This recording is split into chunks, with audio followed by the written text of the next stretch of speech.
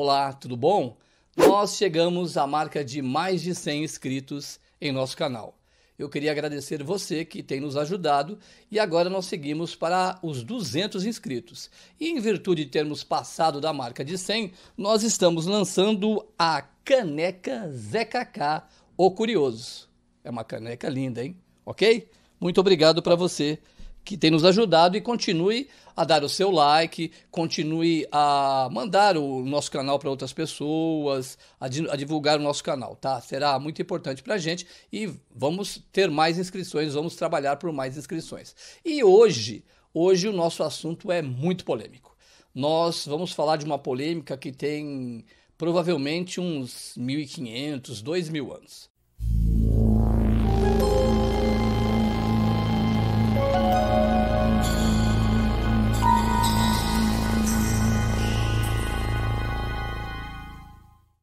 É um assunto realmente muito polêmico. Nós conversaremos com Adi Eshed, que trabalha com educação e turismo lá em Israel, ok? Então vamos fazer a viagem São Paulo, Brasil, Israel, Askelon.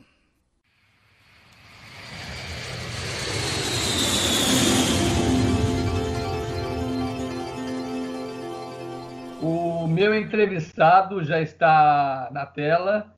Eu queria dar um bom dia, porque nós estamos gravando de manhã aqui no Brasil, mas onde ele está, a diferença são 6 horas. Aliás, nosso primeiro bate-papo internacional. Adi Eshed. Tudo bem, Adi? Tudo bem, bom dia para vocês no Brasil. Muito obrigado por ter me convidado para esse bate-papo. Ok.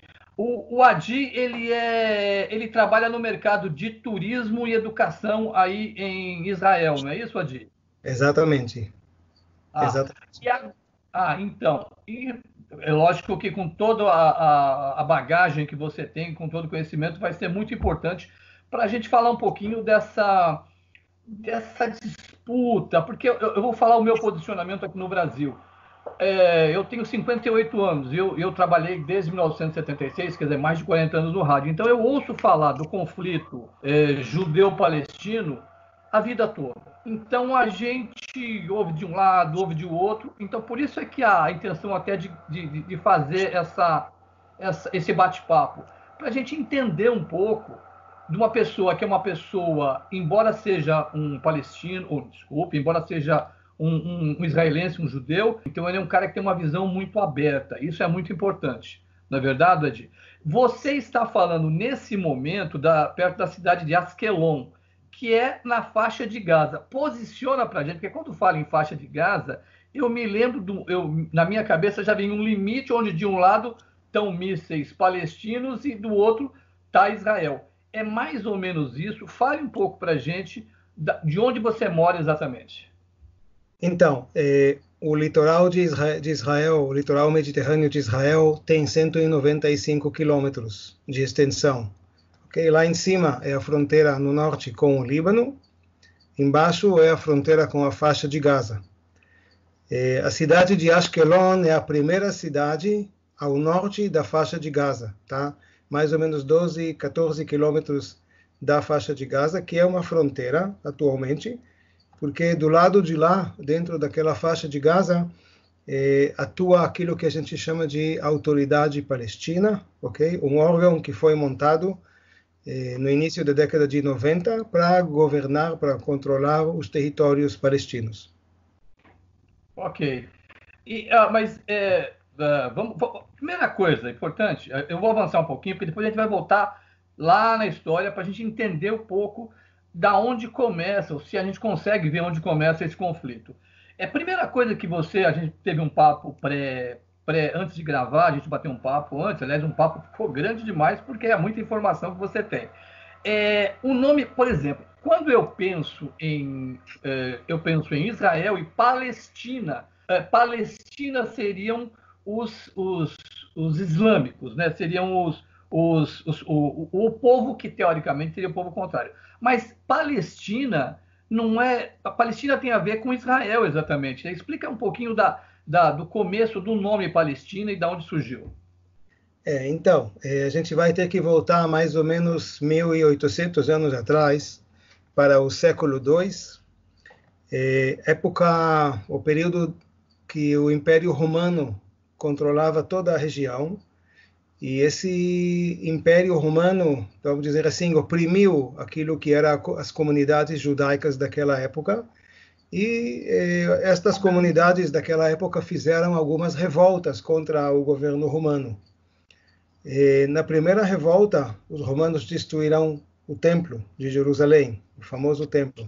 Adi, só uma pergunta, perdão. Quando você fala os povos daquela época, judeus, se eu tiver errado, você me corrige pelo pouco que eu conheço sobre a história. Seriam os 12 povos ou não? Não tem nada a ver? As Não, 12 tribos? nessa época já não tem tanto significado de que tribo que você era, de que descendência que você era. Era mais organizado em forma de um país com rei, ok? E este país, vamos dizer assim, estava baixo controle do Império Romano, que deixava os povos viverem cada um de acordo com as suas tradições, ok? Mas de vez em quando o imperador romano tinha algumas medidas, tomava algumas medidas que o povo daqui não gostou.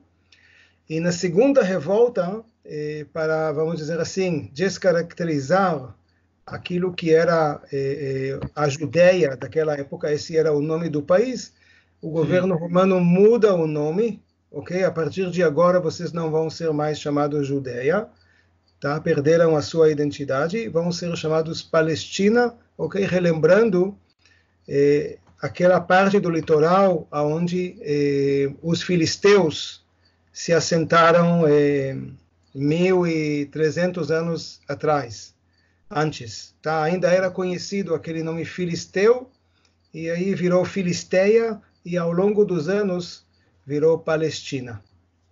Entendi. Quer dizer, o nome não tem a ver com o que hoje a gente conhece de Palestina, né? Na verdade, depois... E por que depois foi apropriado esse nome pelos palestinos, Adi? Porque ao longo dos anos o país continuou sendo chamado Palestina. Também dependendo por quem, né? Porque para os judeus ele nunca foi chamado Palestina. Sempre foi Judéia, né? Foi Judéia, foi a terra de Israel, foi a terra prometida. Tem 70 nomes diferentes. Entendi. Okay? Entendi. Então, agora vamos voltar teoricamente num ponto convergente da história, tanto de palestino quanto de judeus, que é o começo ali de Abraão, eu até anotei aqui, de Abraão, né? Que a esposa de Abraão era Sara e teve o filho Isaac. E antes ele teve um filho com eu não me lembro, acho que era empregada, né? Hagar, que teve o filho Ismael. Existe, historicamente, essa divisão começa aí, né? Essa divisão começa naquela época. Abraão é o pai de dois povos, de dois filhos, ok? De dois povos.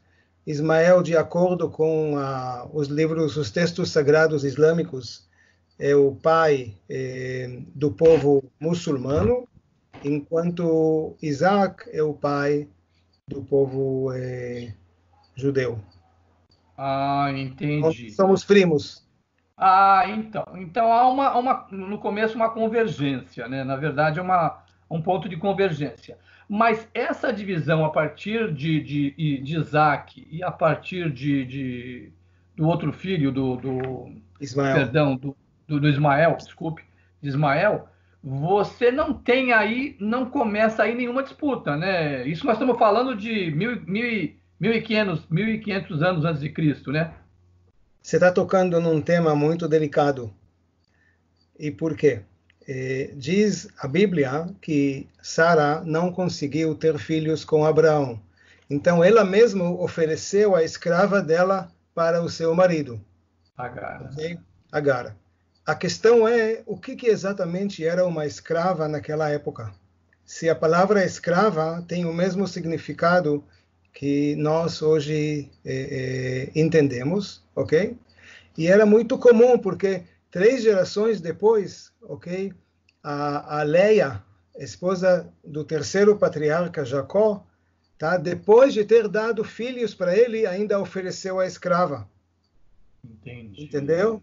É interessante isso. Qual era o papel da escrava no relacionamento do casal naquela Sim, época? entendi. É uma visão diferente, uma visão de uma época diferente, né? Mas, Fica- mas a princípio aí não houve nenhum conflito, né, Adi? Eu acho que cada um sabe o seu lugar, né? O filho da escrava não vai ter a posição do filho da esposa legítima. Sim, sim, entendi.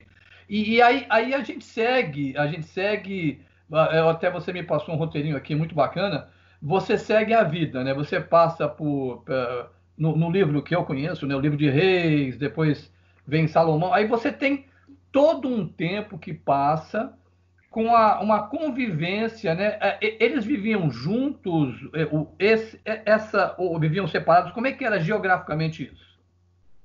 Bem, geograficamente, nós estamos hoje acostumados em fronteiras e divisões, ok? E coisas mais formais. Naquela época não era assim, tá? Teve uma época que viviam mais ou menos como a polis grega, tá? Uma cidade com o rei, tá? E cada cidade tinha as suas cidades aliadas, e quem conseguiu assim expandir um pouco criou um território maior, mas não eram estados, tá?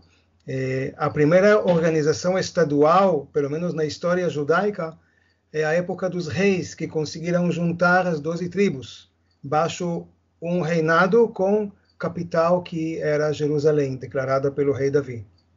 Entendi. Outra coisa importantíssima que a gente conversou, e você disse que a importância de Jerusalém na vida do judeu, né? Porque antes mesmo até e se pensar num estado como foi Israel, judeu nunca saiu do coração do povo. Jerusalém, Judeu, Jerusalém era o desejo de todo o judeu nascido em qualquer parte do mundo exato. de chegar a esse ponto que é Jerusalém. Fala de Jerusalém para o judeu. Bem, então a gente tem que voltar para aquele realmente para aquele período dos reis, tá? Se você o povo não tinha reis, o povo era liderado por juízes, tá? E depois profetas. E o nosso povo, vendo os outros povos, pediram do profeta: nós também queremos um rei, ok? E aí começa aquela época dos reis. E um rei, para governar, ele precisa de um local, ok? Onde ele vai construir todo o estabelecimento dele, cobrança de impostos, em primeiro lugar, para poder executar os planos do rei, certo? Outra coisa que para nós era importantíssima, a partir daquele momento que acredita-se que o povo recebeu a Bíblia, ok, no Monte Sinai, tá, depois do êxodo do Egito, esse essa Arca da Aliança, tá, que foi levada de um lugar para o outro, não tinha um lugar fixo. Então, Jerusalém vai ser o lugar onde o templo será construído, e dentro daquele templo iremos colocar aquela arca sagrada com as tábuas da lei que recebemos no Monte Sinai séculos atrás. Okay? Então, Jerusalém vai virar o centro civil com o palácio do rei e todo o estabelecimento, e o centro religioso, ok? E a Bíblia menciona 3 ocasiões anuais que o povo deve peregrinar a Jerusalém. 3 festas cada ano, tá? Que são as peregrinações para o Templo de Jerusalém, trazendo oferendas. Entendi, entendi. Quer dizer, é uma importância. Jerusalém tem uma importância vital até para a construção da nação, né? Da nação, né? Por isso, às vezes as pessoas, a gente vai chegar nesse ponto, as discussões hoje de capital, de Tel Aviv, de Jerusalém, para o povo judeu a coisa é muito mais significativa do que uma cidade sem A ou sem B, né, Adi? Sim, é engraçado porque no Brasil, nos livros escolares, ensinam que Tel Aviv é a capital. Tá? Esta resposta você não vai escutar de nenhum israelense, porque Tel Aviv nunca foi a capital, entendeu? É engraçado isso, né? Engraçado isso. Alguém decide por você O qual é a próprio sua... povo não decidiu isso, né? É, É engraçado isso. Mas por isso que é bom a gente conversar. Deixa eu só. Vou inserindo as coisas que eu vou lembrando aqui que a gente pré-conversou.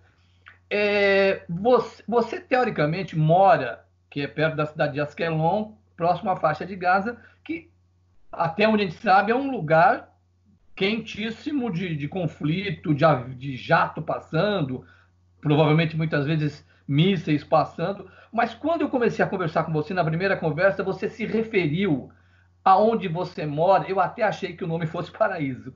Você se referiu como Paraíso. Você ama o lugar que você mora. é, então, tem vários tipos de assentamentos em Israel. Cidade, todo mundo sabe o que é, tá? Existem dois outros tipos de assentamentos chamados kibbutz, ok? Que é uma forma de assentamento socialista, tá? Que as pessoas compartilham todos os bens, ok? É uma comunidade assim, semi-fechada. E Moshav tem uma forma mais capitalista, cada um tem a sua terra, cada um cultiva a sua terra, se ele quer, claro, e é um lugar super aberto, entendeu? Então, eu moro num Moshav, então, olhando pela janela tem um campo de trigo que acabou de ser colhido agora na última festa, é, e é bem sossegado aqui, porque nessa ruazinha só entra quem mora, por exemplo. É mais ou menos como se fosse um condomínio fechado no Brasil. Que legal, que legal. É importante a gente ver isso, né? Porque a primeira imagem que a gente pensa, né, é de um lugar onde você vive na guerra, na tensão total. E para você, como um judeu, um israelense, você vive a sua vida aí sabendo que existe um conflito, mas numa paz, né? Na sua paz, né? Sim, olha, tem épocas que as coisas se tornam um pouco mais quentes, tá? Especialmente quando o lado de lá da faixa de Gaza não está muito feliz por algum motivo, ok? Eh, e é um outro tema, tá? E aí nós sofremos mais. E aí nós sofremos mais. Mas tem uma coisa interessante, eu acho que é uma coisa básica. Nós somos um povo que tem uma história muito longa. Tá? A gente acabou de falar de Abraão, etc. Mas, pelo outro lado, a gente só conseguiu a nossa independência de volta há 72 anos atrás. Ok? Agora, eu tenho 60. Eu nasci quando o país tinha 12 anos. Ok? E cada aniversário de uma criança, toda a família comemora. Tá? A gente sabe disso, tá? A gente chama os primos, a família, os vizinhos, os amigos, tá? A gente ainda está nesse ambiente, nesse clima de país jovem, que cada independência nossa, cada aniversário nosso é uma comemoração. E o jovem aqui, ele cresce com isso. É Entendo. diferente de um país que cumpriu já 200 anos, sei lá, 250 anos de independência e você não realmente sente. Fora isso, nós ainda lutamos para manter a nossa independência. Então, isso é uma coisa que cada um de nós sente. Entendi. Porque é o que você está explicando, né, Adi? Apesar da a história do povo judeu, eu sou cristão, a gente conhece na Bíblia de anos, milhares de anos, a coisa é muito antiga, mas o Estado Israel é bebê totalmente, isso é importante. Agora, vamos voltar a palestino e judeu. É, não o conflito, mas a discussão, ou pelo menos uma separação, mesmo que seja pequena, teria começado mais ou menos ali com o profeta Maomé? Ainda não. Ainda não, porque naquela época ainda, de novo, não tinha aquela coisa tem a posse da terra. Entendi. E o povo estava disperso. O povo judeu estava naquela época disperso, e Maomé nem é desta região. Quer dizer, o início do islamismo não é nem aqui. Tá? O islamismo chega aqui também para tentar conquistar, vamos dizer assim, o coração e a alma do povo judeu. Tá? Para o povo judeu juntar-se ao povo, à religião muçulmana. Tá? Essa foi uma das intenções, e o islamismo, no início, reza em direção a Jerusalém para tentar convencer os judeus que é a mesma fé, só que veio mais um profeta que é Maomé, e a partir de agora, algumas coisas vão mudar de acordo com as profecias de Maomé, só que o povo judeu recusou, rejeitou a proposta. Entendi. Mas quando você diz que não começou a divisão, tem um ponto que a gente pode marcar, aqui começou uma divisão? Sim, sim. Eu acho que com todos os movimentos nacionalistas no século XIX, ok? Quando começam a educar crianças que nós judeus temos um país e existe agora uma possibilidade, tá, mais fácil de chegar lá, ok? De trabalhar a terra, de voltar aos lugares importantes para nós, aos lugares sagrados. O povo seguiu, ou não o povo, mas quem podia, vamos dizer assim, naquela época, pegou um barco, pegou um navio, tá? Principalmente jovens, largaram tudo e vieram aqui em 1860, 1880, tá? E começou a aumentar o número de pessoas chegando aqui.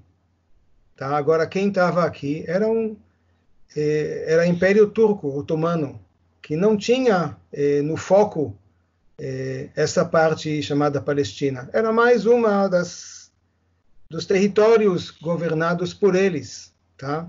Então, não tinha muito investimento aqui. Tá? O país não era desenvolvido.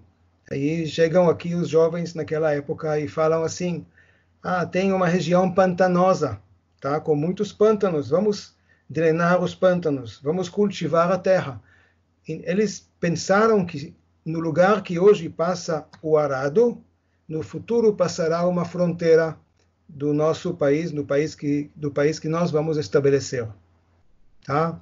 Esse é o ponto alto do movimento trabalhista. Ele começa assim, aqui em Israel. Realmente, pessoas que trabalhavam a terra, e pessoas formadas em direito, em engenharia, vieram aqui. Isso do mundo todo, né, Adi? Não do mundo todo, principalmente da Europa, do leste europeu, da Rússia, Polônia, Romênia, tá? Onde judeus sofreram muito de antissemitismo no fim do século XIX e logo depois. Porque essa perseguição, então, porque todo mundo conhece, e eu já vou avisar aos nossos amigos que acompanham o canal, que daqui a pouco a gente vai dar uma parada, porque a história realmente é espetacular e é muito importante que a gente vá em certos detalhes, né? Quer dizer, vou falar como um brasileiro aqui que gosta de história, que gosta de ler, a gente sempre pensa em perseguição ao povo judeu em Segunda Guerra Mundial, e não, isso não é verdade, né? Não só.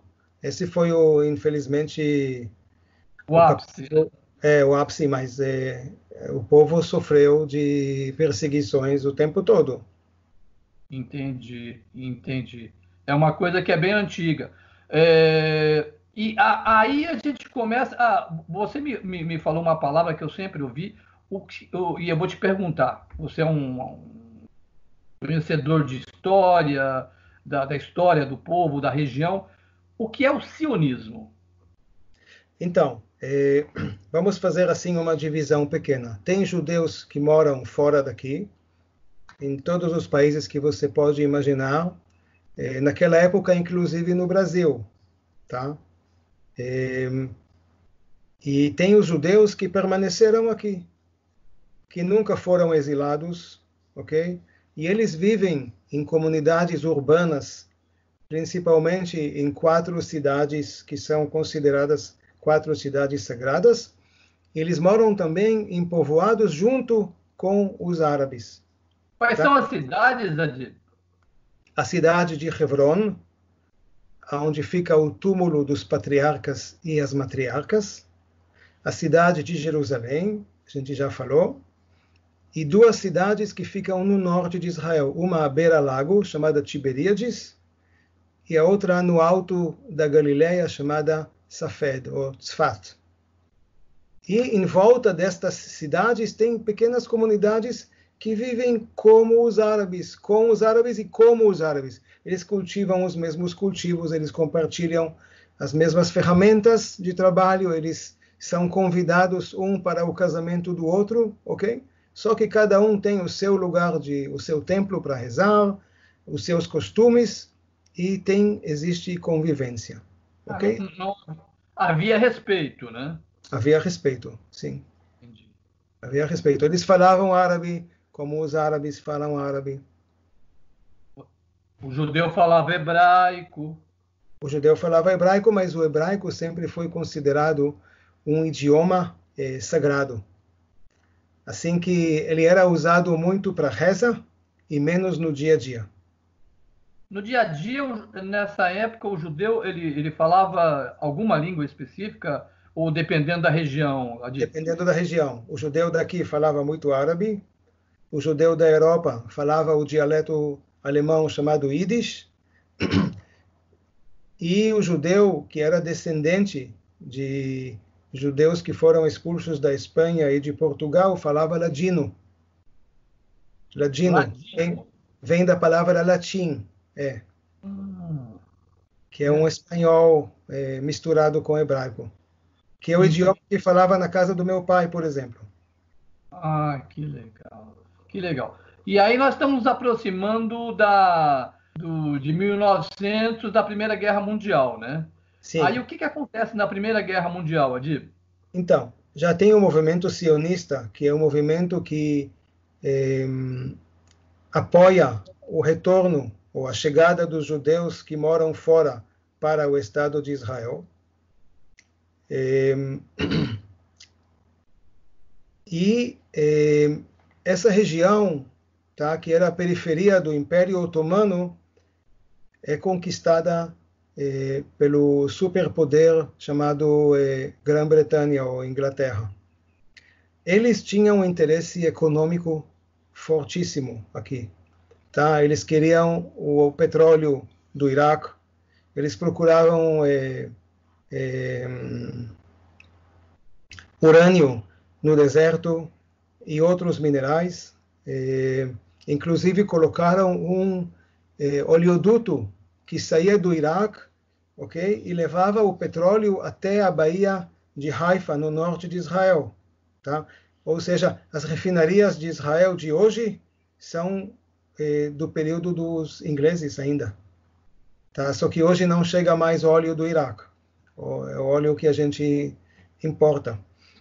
E a ONU, vamos dizer assim, aquela Organização das Nações Unidas, começa a se interessar por tudo o que acontece aqui. Os ingleses tinham a política de negociar com os líderes da região, seja Iraque, Jordânia, Egito, para ver como eles vão manobrar assim os interesses deles dentro desse Oriente Médio. E pelo outro lado veio a França, tá? A França, que estava na Síria e no Líbano, ok? Marcou durante a Primeira Guerra uma fronteira com a Inglaterra, tá? Que é a atual fronteira entre Israel e Líbano até hoje. Foi uma concorrência, vamos dizer assim, entre a França e a Inglaterra daquela época. E aí a ONU falou mais ou menos isso. Tá? Estamos vendo que tem conflitos lá naquele território chamado Palestina. Os árabes estão atuando contra a chegada dos judeus, estão pressionando os ingleses para não deixarem judeus entrarem, tá? Que tinha a fila. Chegaram aqui várias delegações.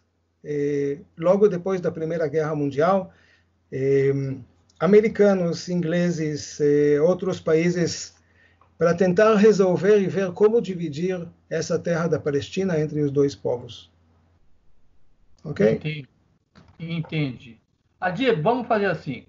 Nós temos ainda muita história para contar. Nós estamos na Primeira Guerra Mundial e você já está mostrando aí um movimento organizado de judeus chegando, voltando para Jerusalém, e teoricamente estava sendo semeado ali o Israel, né? Que aí a gente vai falar.